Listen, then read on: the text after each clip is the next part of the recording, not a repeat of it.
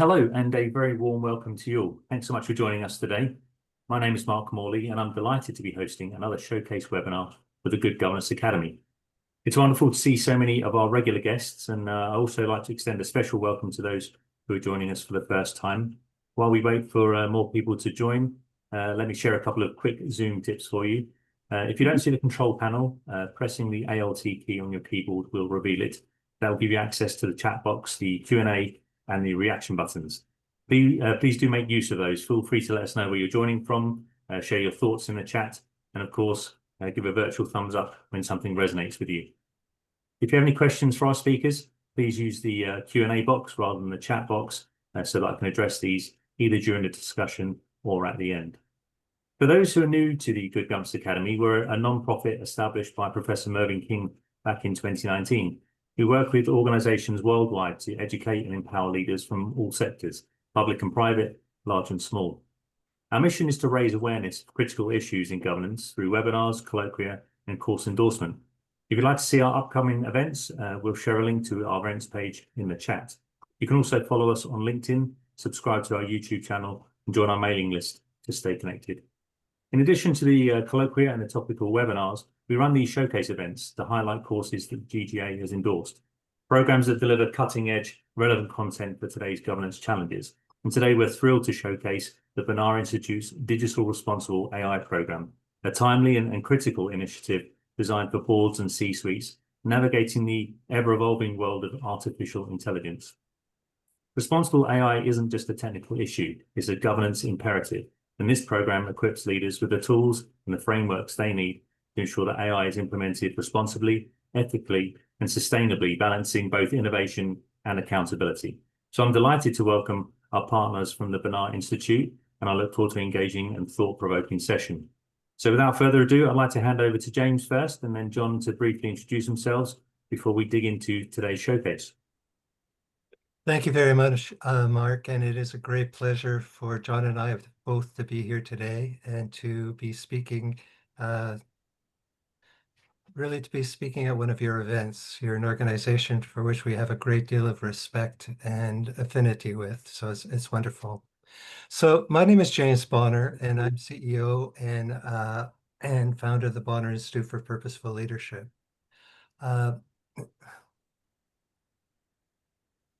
I started my professional life as an academic.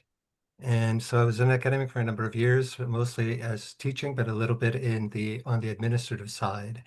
And after approximately 7 years as an academic, I then became an administrator and executive in the non-for-profit sector. And from the non-for-profit sector, I moved to government. And then after that, I finally ended up in business. And in business, I had a career of over 25 years as a senior executive in Canada, French-speaking Europe, the United States, and Mexico. And in 2014, I founded the Bonar Institute for Purposeful Leadership. So we define ourselves as a Bonar Institute as a strategic advisory firm that partners with high-performing companies to optimize board and executive talent through purpose. And our particular emphasis is on AI, especially as it evolves and it's becoming more and more pervasive throughout the world. And we'll be speaking about this more today. That would probably do it for me. John? Hello, I'm John Barker. I'm Senior VP of AI at the Bonar Institute. I'm also partner and co-founder at the CISO law firm, a law firm devoted to advocating for chief information security officers. I am also a frequent speaker at major cybersecurity conferences. I hope some of you will join those conferences because cybersecurity is relevant to AI. I've had various roles in my career, including being a lawyer or building products and services for lawyers that use old-fashioned artificial intelligence, which had a more deterministic outcome and lower risk than generative AI and agentic AI. And I'm delighted to be here today. Wonderful. Thank you both. So rather than dive straight into your course, which I'm sure everyone's eager to see, I thought we'd go through some questions on the responsible use of AI and where that all starts, and then we can feed into your course as we go through. So, given the rapid evolution of AI, particularly the emergence of agentic AI, how must the core tenets of effective leadership at the board and C-suite level fundamentally shift to navigate this new landscape? James, would you like to start, or I can? Well, I'll start, John, and you join in. Okay. So how is it affecting the C-suite and how the C-suite sees the world? You're quite right when you're talking about how AI today is pervasive, how it is accelerating at warp speed almost, and that we have seen in the past only few years it going from predictive to generative to agentic AI, and that we are seeing today the democratization. I'm trying to say the fact that it's a democratic and that everybody is using it. Where that is playing is that AI and access to AI is no longer a competitive advantage. For quite a while, a number of companies would see access to AI, the development of the next generation of AI, as a competitive advantage. And the way it's going now, at the speed at which it's developing, it is no longer the case. Where there is a competitive advantage, however, is at the level of leadership, at the board level, and at senior management level. And specifically, I would say that the more that these senior leaders are AI literate and have an understanding of AI, have understanding of not only the opportunities posed by AI, but some of the risks inherent in AI and the speed at which it is developing. That is what differentiates many of the companies today from success to rather than being just part of the pack. John, do you want to continue? Yes. Well, I would like to note, so I worked, in old-fashioned machine learning and old-fashioned artificial intelligence. It was deterministic in nature. And so it remained in the IT department, and it really did not require a lot of board oversight. It was low risk. It did not necessarily digitally transform the entire organization. It really was more of an efficiency play. But today, generative AI and multimodal generative AI literally could destroy your business. It could enable your customer to enter your business, replace you. It could cause you to have a cybersecurity event through a data breach. So the risks are much higher. So generative AI is transformative in a way that I think truly no other technology has been. And there are, I'm simultaneously excited about it in my law practice. We use it every day.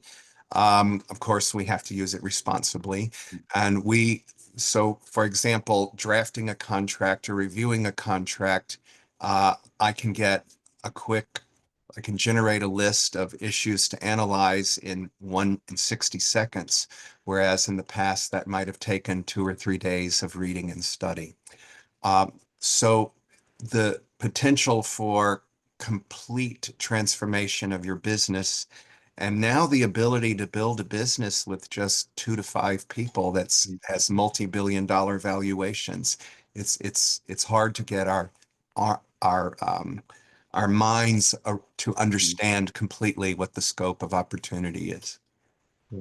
I would just like to add, perhaps before we move on, that at the Bonar Institute, we champion purpose and ethical leadership as a guiding principle.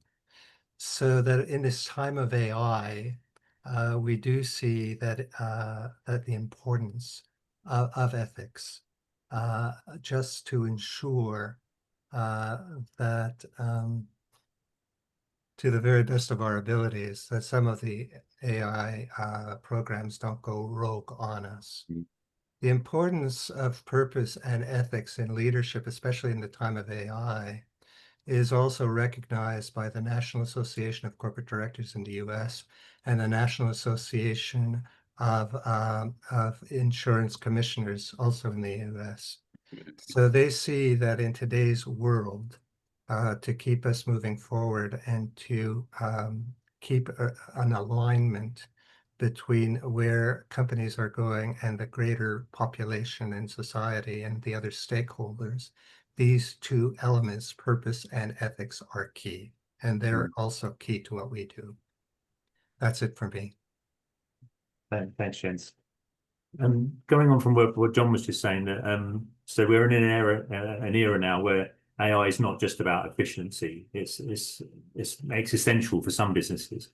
And then going back to your point, James, on purposeful leadership and responsible AI, when they converge and to create a demonstrable enterprise value, particularly when considering the broader stakeholder needs, I mean, what do we need to be cognizant of there?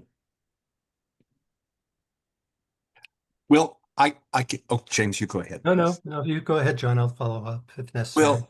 Well, in the context of purposeful leadership and responsible and trustworthy AI, the focus is on multiple stakeholders. And indeed, some of the principles of trustworthy and responsible AI are actually enforceable in law.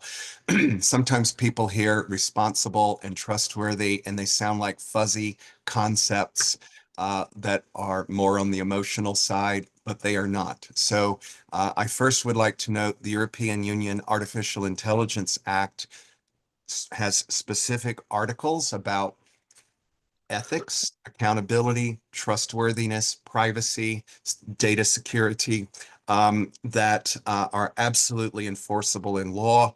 And violating those provisions can lead to fines up to 7% of your last year's global revenue turnover, or up to 35 million euros, whichever is greater. So this is something boards and the C-suites must pay attention to. So in the laws and regulations, as well as voluntary frameworks such as ISO 42001 and the NIST, National Institute of Standards and Technology Artificial Intelligence Risk Management Framework, also note the need to consider multiple stakeholders when you're setting up your AI system and your AI governance. And those stakeholders include, obviously, your business, your employees, your customers, your regulators, wherever they are, society in general. What are your, we have to go back to the fundamental purpose of a business. All businesses must be consistent with public policy. So that imposes a duty to consider the public in general for your business.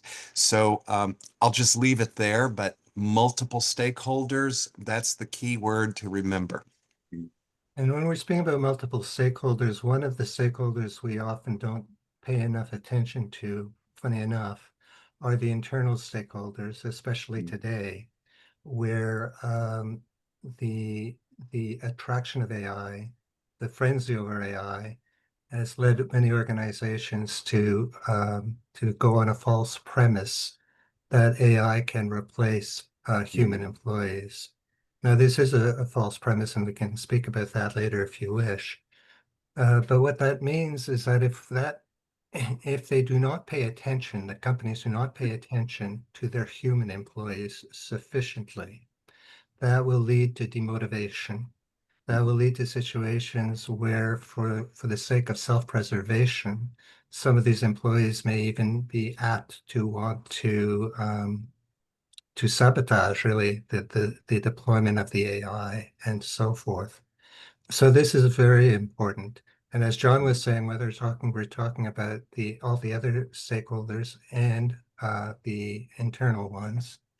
It has to start at the very beginning of when people are talking about creating their AI programs and how they're going to deploy it. They have to start at that moment to start thinking in terms of ethics, and they're starting to have to think about the impact on their stakeholders.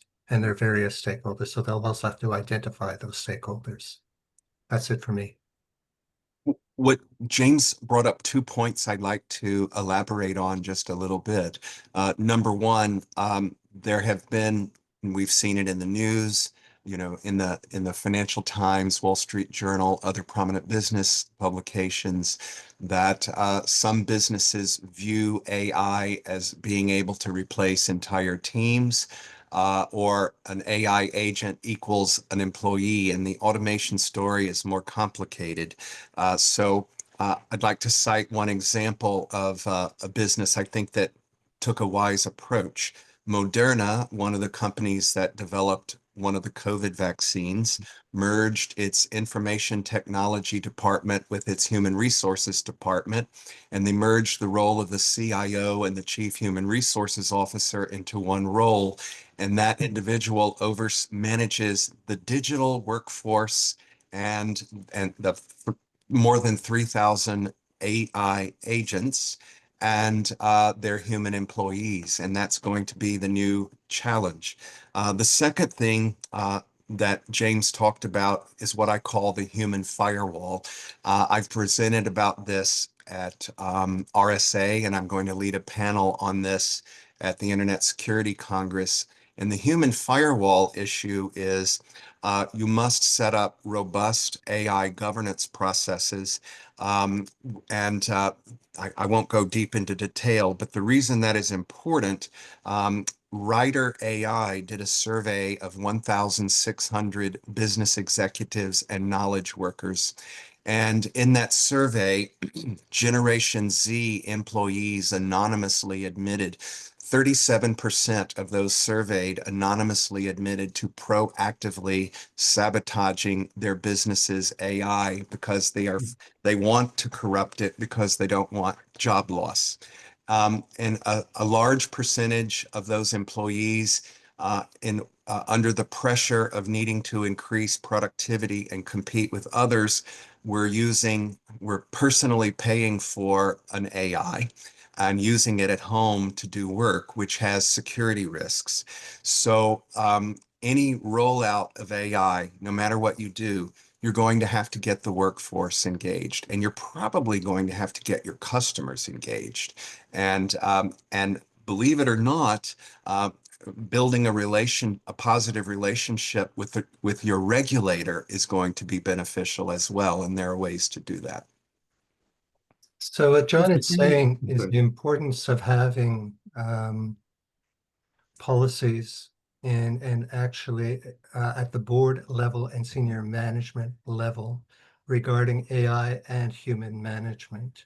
And what that oftentimes means is to be able to determine and identify what roles are properly played and more effectively played by humans, which roles in the same are more effectively played at the AI level, and where there is a hybrid AI-human collaboration that is most effective. So this sort of this AI-human capital alignment challenge is paramount to boards and to the C-suite. And it's really up to them, both the board and the C-suite, to take ownership for this, to focus on this, and this up to the CEO then to ensure operationally that things get done and that they have alignment with all leadership levels within the organization. That leads to a more effective, harmonious, and successful deployment.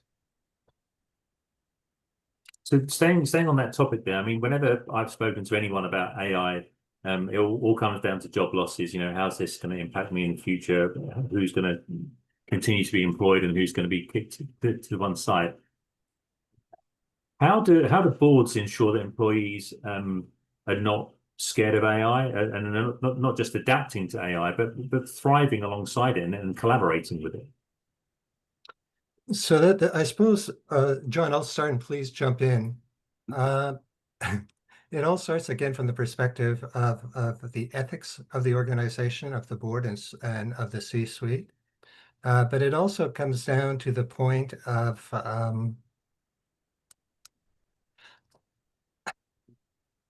of the board recognizing that AI is not just a technological upgrade, that it is transformational, not only from the point of view of the running of the organization, but from cultural transfunctional. It is transformational. So what that would also imply is that they will then have to say that AI transformation is really change management of the highest order. And what is absolutely key in any form of change management is messaging. So one is to have a very clear idea, goal, purpose for what the organization is doing, why they're bringing in AI, how it is going to play, what are the processes, the timelines, the deliverables, and so on that are going to be involved. But then to your point, is what's in it for me from the employee's perspective. And from that perspective, it is many of them are going to be very, very concerned about job loss. John mentioned the term or the expression uh, job reduction or versus augmentation. Hmm. So if it is properly done, they will then, I'm speaking about management at the board and mostly at the C-suite level and leadership level, be able to discuss and present to their employees reality as it is, meaning why they're going there, what are the inputs and outputs, what is the potential risks for them. And what they would then likely do is to say that they would support the employees by giving them the necessary training, that they will proactively identify what kind of roles are particularly suited for humans with their skill set. And in an ideal world, what AI would then be doing are more routine tasks. So if it is properly done, that would enable then organizations to have a highly motivated, keen, engaged workforce, because actually what they're going to be doing can be and should be more exciting than what it was in the past. Yeah. John, Well, there's several ways. So I think this deals with psychological safety of Yeah. employees. The reality is we're now in the world of AI and we're not going back. Whether we like it or not, it's here and we have to deal with it. Um, Ways that boards and C-suites can address the human firewall issue to keep the workforce engaged. So first of all, we have to remember for AI to be successful in any organization, it has to be trained on data. And increasingly, that data will be the knowledge of the employees. And at one point, you will have AI collecting data from email interactions, voice interactions of employee, the documented decisions of employees, all the written knowledge in the organization, interactions with customers.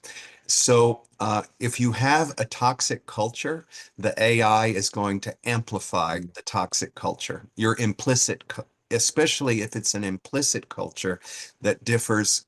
If your implicit culture is toxic, but your mission statement, your vision, your values all sound wonderful, you're going to have problems with that. So boards are going to need to address, proactively set the tone for a security first culture, perhaps an AI first culture, but they're going to have to set the example of an ethical tone.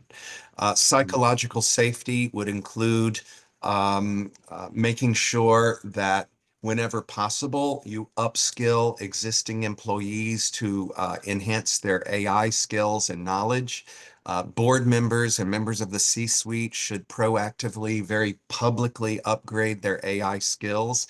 They should demonstrate their willingness to have some of their decisions and tasks being automated by AI. They should make sure to collect feedback from employees, suppliers, and even customers about the impact of AI. So I think there are a lot of things that can be done. I I can certainly go on. But AI literacy, by the way, is a requirement of the European Union AI Act. And I would encourage everyone to go pull up that act and read that article. I think you'll find it interesting. Mhm. We'll make sure we post a link to that on your page of our website. Yes. So beyond traditional compliance, what proactive safeguards and ethical frameworks are imperative for boards and the C-suite to establish today, to mitigate the unforeseen risks and the unknowns that arise from increasingly sophisticated AI, including the autonomous agents? Oh, there are many. Mhm. So one of my favorites is comes from the United States National Institute of Standards and Technology, that is called NIST acronym, the Artificial Intelligence Risk Management Framework and accompanying AI playbook. I recommend consulting that. The Asilomar principles, the Organization of Economic Coordination and Development acronym, OECD. They have trustworthy and responsible AI principles, which fed into the NIST AI risk management framework. Also, it was an influence on the European Union AI Act. The United Kingdom, the country of Japan, the nation state of Singapore have all developed voluntary frameworks for businesses to adopt. The European Union has also developed general purpose AI codes of conduct, which are voluntary codes of conduct. OpenAI said it will not sign that. Well, I can't remember which one. It might be Facebook. One of the major AI suppliers has signed onto that code of conduct, and one other said no. And I apologize for not remembering. In addition, different industry sectors, like, for example, the National Association of Insurance Commissioners developed a model bulletin on responsible and trustworthy AI. The International Standards Organization has ISO 42001, and there actually are many, many more. And you can look to codified laws as well. So it could be very, very easy to spend many hours just discussing the frameworks that exist. My recommendation, because the content is overwhelming, find one framework and just study it and become very familiar with those principles. And our digital modular program at the Bonar Institute does pull content from the NIST, AIRMF, OECD, as well as the European Union AI Act, and that can give a nice overview. Great. James, did we want to add to that? No, I think John covered it very well. No, that's good. Thank you. Perfect. So, talking a bit more about your program now, it emphasizes the real, relevant, and meaningful AI use case risk scenario. So, could you elaborate on how boards and C-suites can effectively identify and prioritize these specific risks, especially Yes. those stemming from the potential for agentic AI to make independent Yes. decisions? Yes. So I can share my screen and show a few Wonderful. slides of it. But before I do that, I would like to note that any framework that you look at, and my favorites remain ISO 42001 and the NIST AI Risk Management Framework. And there's a crosswalk developed by NIST that ties principles of the NIST framework to the ISO 42001. Both of those frameworks have focus on governance, setting up AI governance. And you will see reference to the governing authority, because many privately held organizations do not have a board of directors, but they do have a governing authority. And but the beauty of the NIST framework is it was designed to be industry agnostic, and it was designed to be usable by any size organization. and it has a core function called govern. And that is an activity, and I recommend, everyone take a look at that. And there are many wonderful YouTube videos about that as well.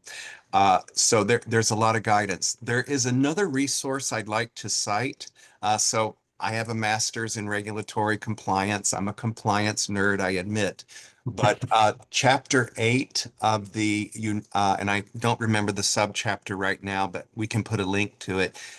There's a subchapter in chapter 8 called Compliance and Ethics Programs, and it sets out 7 principles for boards and C-suites to follow in fulfillment of their fiduciary duties.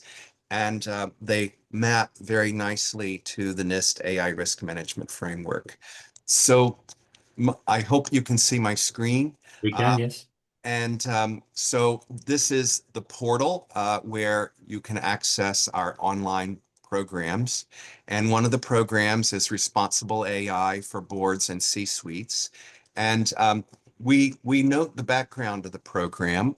We note the fact that no one is going to get an absolute competitive advantage merely by adopting AI. We now all have the ability to go access open source or proprietary AI. We all have access to the same technologies. And so we note that at the Bonar Institute, we assert that integrating the principles of purposeful leadership, and when board members and C-suite members and other individuals work on strengthening these attributes of purposeful leaders, 6 attributes, and integrate that purposeful leadership with responsible and trustworthy AI, those are the organizations that are going to have better long-term sustainable value. And the curriculum of our program, it's divided into 4 modules. I personally did develop the program. We update it quarterly, and I will be updating it for Agentic AI, by the way. We have a resource library. And by the way, that resource library does link to the frameworks, but there's secondary literature that we'll constantly need to update. But the 4 modules, first of all, we have a welcome and introduction. We discuss fiduciary duties relevant to artificial intelligence. And by the way, fiduciary duties go back to the 1600s in the Netherlands. The Dutch East India Company had to develop fiduciary duties in order for business to function. So even if you look at the fiduciary duties of just one legal jurisdiction, they all came from the Netherlands, ultimately. A lot of people don't know. Some do believe they came from the British equivalent of the Dutch East India Company. So we go deep into the duty of care, duty of loyalty, duty of good faith. And in the United States, C-suite executives, as well as board members, all share the same fiduciary duties. Then we dive into artificial intelligence risks, artificial intelligence opportunities, and then we go deep into the board imperative of responsible AI and purposeful leadership. And I would just like to note, we go into the very basics. And if there's demand, I can adapt this to any country, the European Union, it's not a problem. But we go over the basics, and then we have a quiz. And then I discuss how compliance and ethics programs provide evidence of fiduciary duty compliance. We talk about VUCA, that is vulnerability, vagueness, uncertainty, complexity, and ambiguity as the context for decision making. It's not easy. And then in artificial intelligence risks, the main ones are cybersecurity, intellectual property, but the other risks include shadow AI usage, sabotage, etc., the human issues. We also discuss opportunities. So we discussed how boards and CEOs can proactively use AI. By the way, there is the opportunity for reverse mentoring, where you have, people in the IT organization or AI experts who could become a mentor to a C-suite executive or a board member, and you can cross-pollinate ideas, innovation ideas in the organizations. We then focused more on the C-suite and then opportunities for specific functions and departments, including product management, marketing, sales, the legal department, the human resources department. And then in our final module, we have the board imperative of responsible AI and purposeful leadership. In reality, everyone in the organization ideally would work on these skills. And this is where we pull in the various frameworks, and then there's a final exam, multiple choice, and we ask for feedback. So. Wonderful. Thanks, Sean. And actually, one of the things that we loved about this course when we were assessing it is that it's not focused just on the technical people, which so many AI courses are.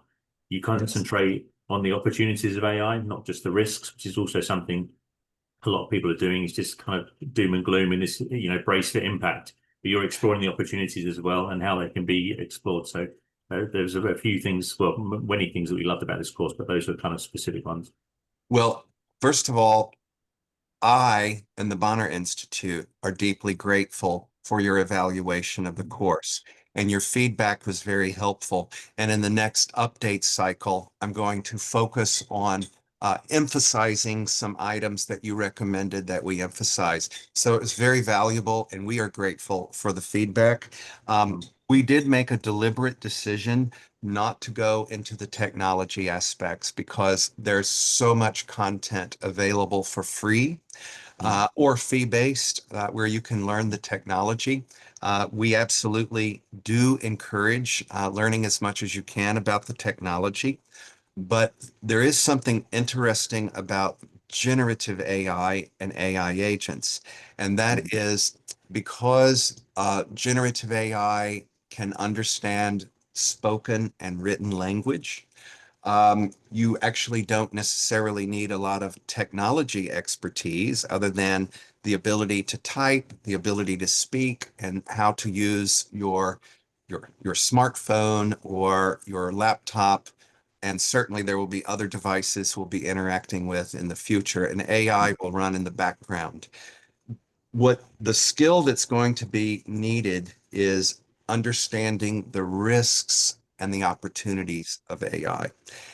And we encourage everyone get as much technical knowledge as you can. But we at the Bonar Institute don't believe we're the best organization to deliver that. Thanks, John.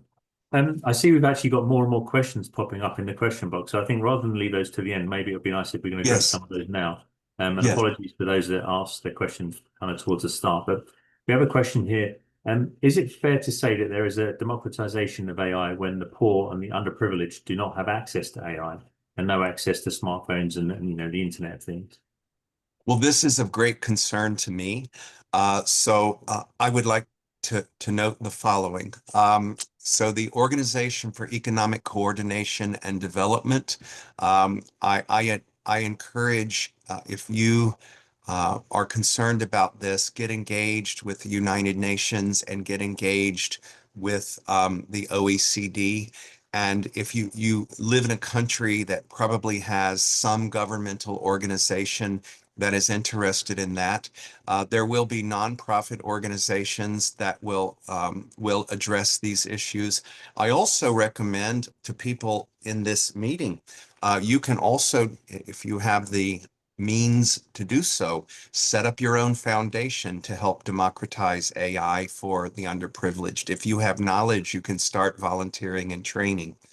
You can go to your legislative and regulatory authorities for the education system and make sure that the next generation workforce is getting training. You can encourage volunteer organizations to upskill workers.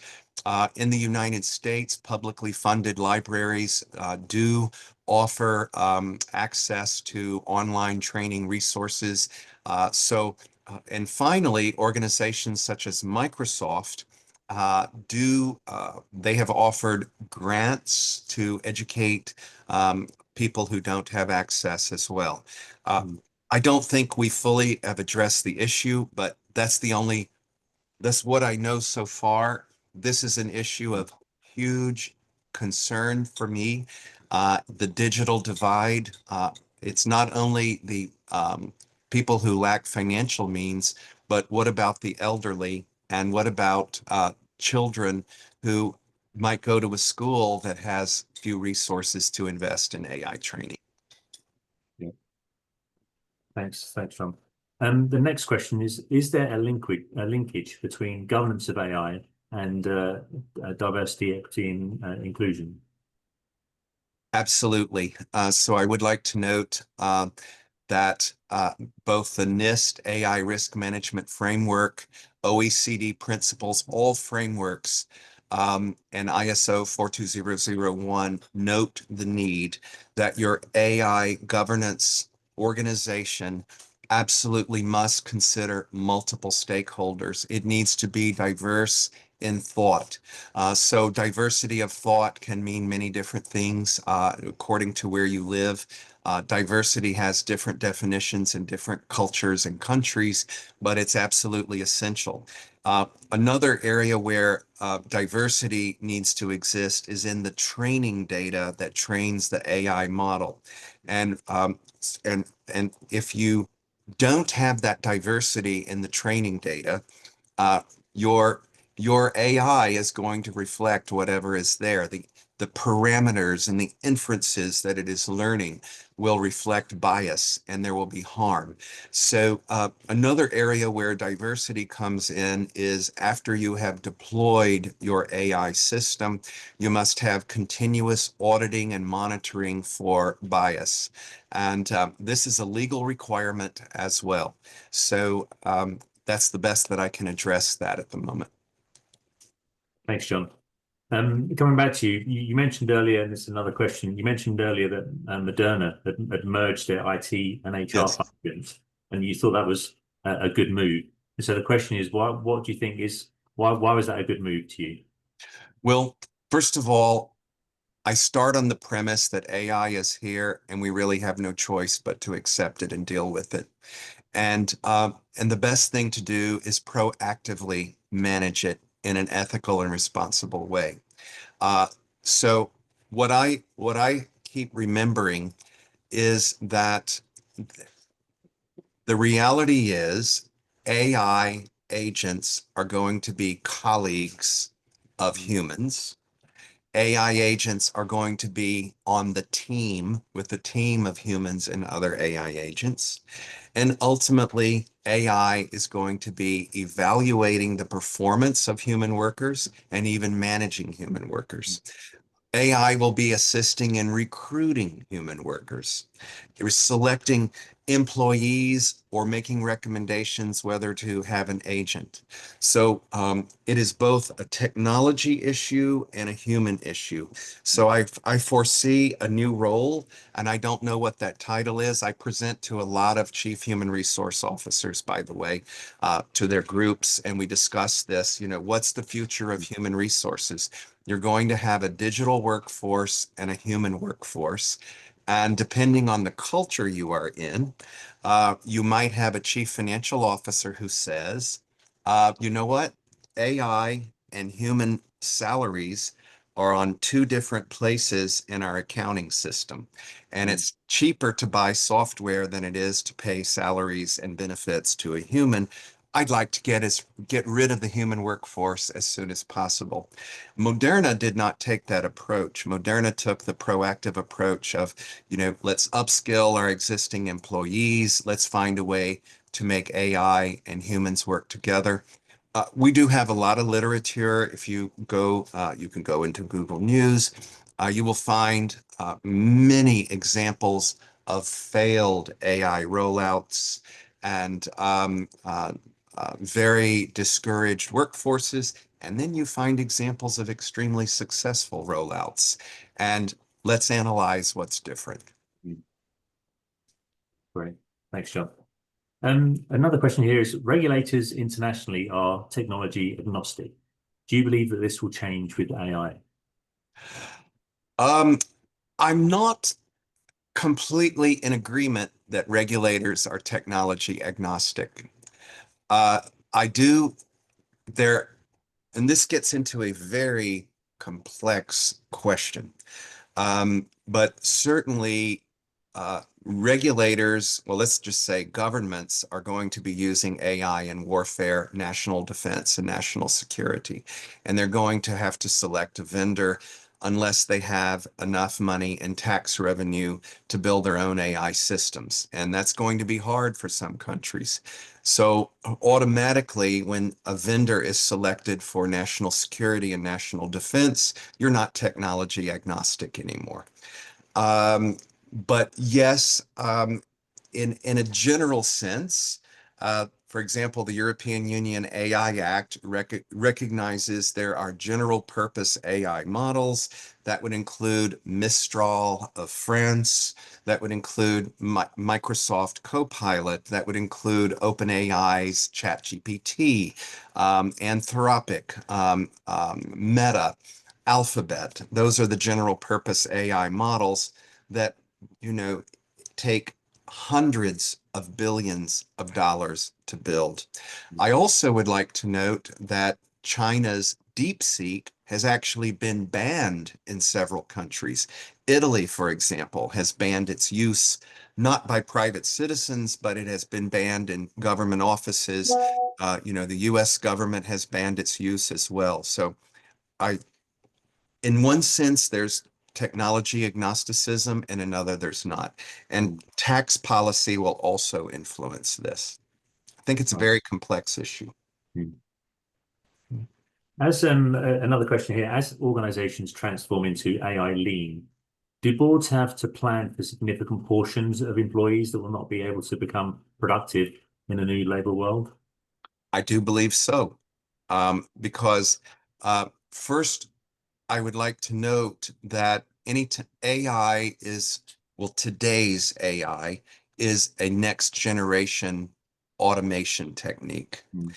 And whenever you automate a function or a task, you're going to change a person's job. So software coders, for example. I can say for sure in the United States, that entry-level programmers, there's just less demand for them now because of vibe coding and the ability to type in text and generate software code. Mm. So software coders now need to play more of a role of looking for mistakes in the AI generated code. That is a complete transformation of the software coder's job. Some software engineers say, you know what? I don't enjoy working with AI. I enjoy the intellectual challenge and the creativity of organically generating a software code. And now my job is to let the AI generate the code, and I'm debugging the code, and that's not what I signed up for. And those are the individuals that might leave your business and use an AI to create a business that competes with yours. So it's just an interesting issue. So I do believe there will be people who will not be able to adapt in the organization, and they will leave. So I would recommend to boards have a chief human resources officer on your board, or someone with human capital management expertise, and find a way to understand what the needs are of employees as they transition into this AI first world. Okay, thanks, John. Next question, and we have a few left here. Yes. How are boards managing the risk of AI? What are they doing differently? And do boards have the required AI skill for their oversight role? And this probably leads nicely into your core Yes. section. Well, um, a wide variety of challenges. So I'm going to say something that I think is surprising to people, but the majority of businesses in the world are privately held and they don't have a board. Hmm. They have maybe a CEO or a president. And we're talking businesses that bring in billions of dollars in revenue. Now, those businesses are likely going to have a board.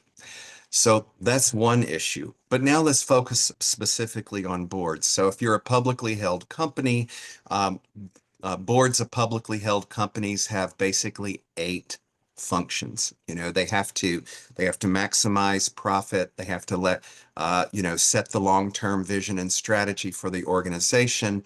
They hire and fire and evaluate the performance of the CEO. They establish committees. They have, the duty of oversight to make sure the organization is managing its legal and regulatory affairs, complying with the law. They have to oversee compliance in general.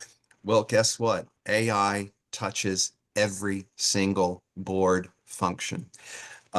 So I personally know of boards that are doing a very poor job of managing AI. My law firm encounters whistleblowers who have brought concerns to the board, and they've experienced retaliation for exposing weaknesses in the organization.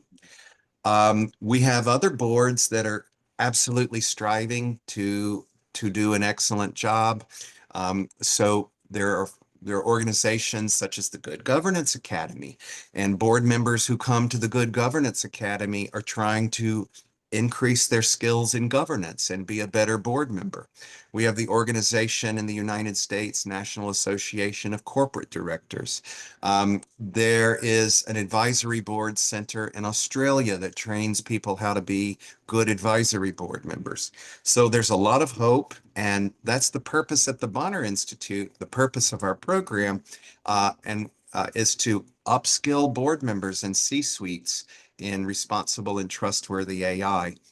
It's very important to raise awareness of this issue, how much the board can affect the outcomes. And I think, board members I know of that are proactively saying, you know what, we need to learn AI and we need to recruit at least one board member who is an AI expert. If we can, following on from that, but going back into your program, you aim to help clients optimize AI-enabled innovation while Yes. gaining a favorable legal, ethical, and regulatory posture. So could you provide a concrete example of how a board might apply the principles of responsible AI to manage the ethical implications Yes. of deploying new AI agents? Yes. So under the U.S. Sentencing Guidelines Guidance on Compliance and Ethics Program, there should be a board that every year sends out a policy and, saying, this is our mission, this is our vision, these are our values, and these are our ethics. And by the way, here's ethics training, here's AI training. We board members are going to set the ethical tone and the tone for security and the tone for responsible and trustworthy AI. We're going to take the training, we're sponsoring it, we're going to push it throughout the organization. That would be one way to do it. Another area is, written policies and procedures, training on those policies and procedures. When there is a violation of a policy and a procedure, there is discipline, employee discipline up to and including termination. This is all in effective compliance and ethics programs. In addition, taking a proactive stance of getting a competent AI system for employees to use so they won't be motivated to use shadow AI. Making sure that if you are going to have a reduction in force, you communicate about it proactively. You do your best to try to upskill existing employees. There are many, many ways that boards and corporate officers can manage this and set an example. Do you think there's a danger, especially with companies that are listed, where you've got shareholders controlling a lot of the decisions, that because AI is coming, it's gonna be so ingrained in businesses going forward that there'll be a risk that boards will just be replaced. People that come up through the ranks and they've got financial backgrounds or operational backgrounds that boards are just going to be replaced by, a group of technical guys that can just flood this company with AI. Do you think there's a risk of that could happen? I do not. I'm Right, sure there are people who fantasize about that, right. but I absolutely do not believe that will ever be possible. Number one, this is hard to imagine, but all the major general purpose AI systems. So let's think of ChatGPT, Meta, Mistral. The entire internet has been absorbed as training data. Mm, And we're now running out of new data and we're having to train with synthetic data. Now, when you when you run out of data, your AI model is going to begin hallucinating. It's going to exhibit emergent behavior. You're always going to have human oversight. Now, I am a skeptic about artificial general intelligence, and I am a skeptic about artificial superintelligence. And there definitely are people who believe mm, in it. Um, Stock exchange rules are still geared towards human oversight. So if you can pull up NASDAQ rules, New York Stock Exchange rules, for example, and our legal and regulatory system, we still assign liability to humans and not AI agents. This is actually one of the topics I'm going to be covering at the Internet Security Congress, the law of agency.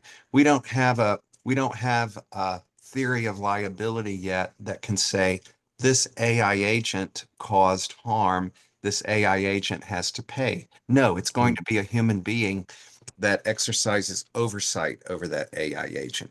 So I don't believe the board can be replaced.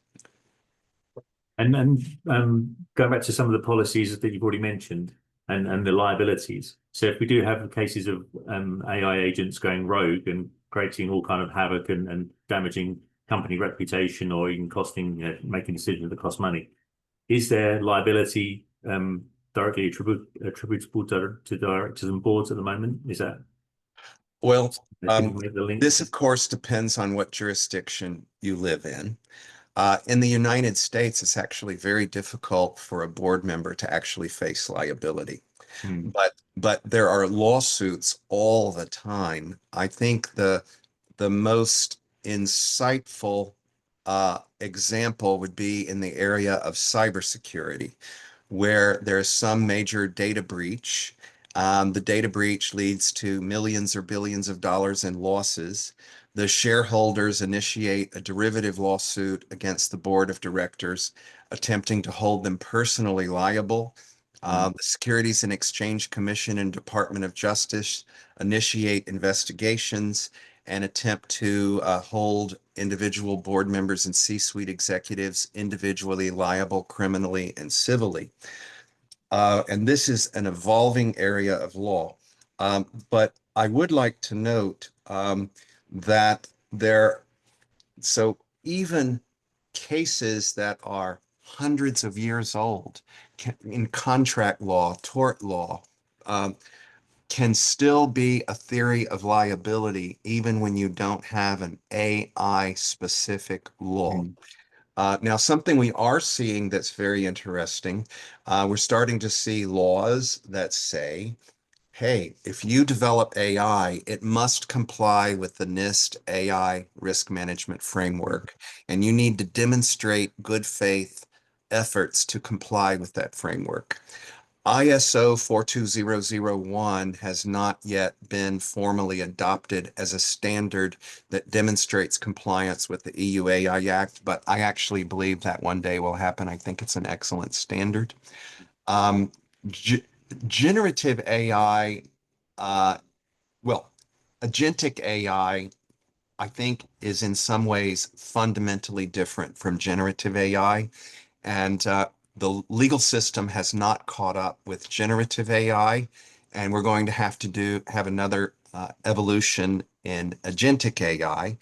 And certainly in the United States and Canada, that's going to start in the court system.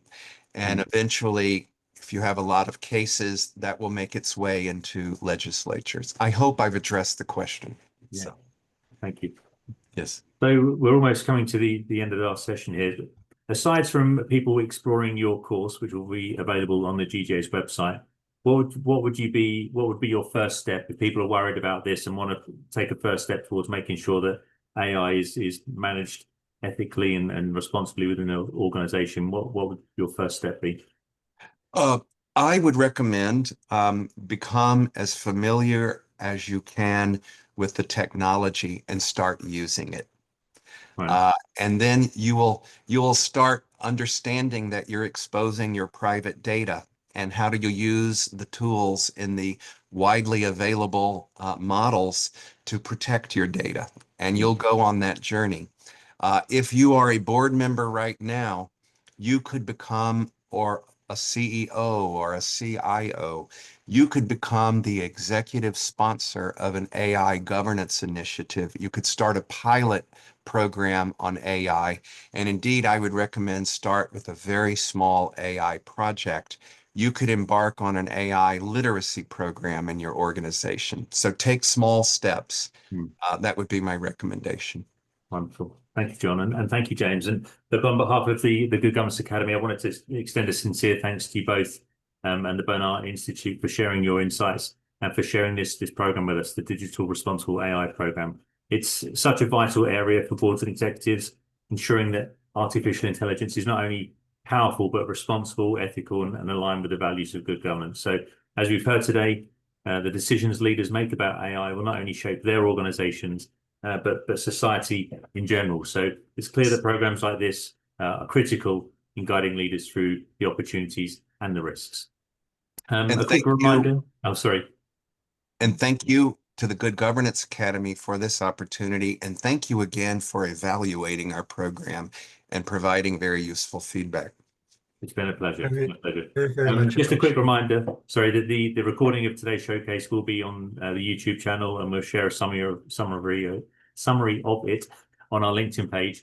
So please be sure to follow us there to stay updated. You'll also find links to the Bonar Institute website, to the course, and also the presentation that we shared today. That will also be on the Good Governance Academy's website. And there were a few questions that we didn't get to, more general AI questions, so we'll post answers to those today.